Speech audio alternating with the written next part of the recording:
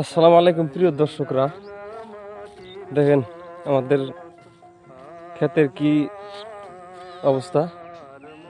আজকে বহুদিন পরে খেতে এলাম।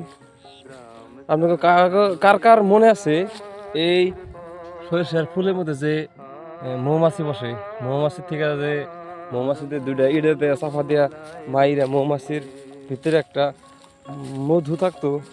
এই মধুটার টোপ থাকতো, ছোট একটা মধুর দলা থাকতো, ওইটা মানে খাইছেন কারা কারা, কার কার মনে আছে কমেন্ট করে জানাবেন তো।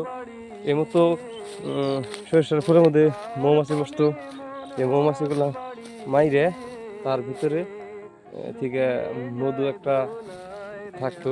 মধুটা বাইকের খাইতে গিয়ে আমার কিন্তু মৌমাছির যেটা হালগুলা কই আমরা, মৌমাছির একটা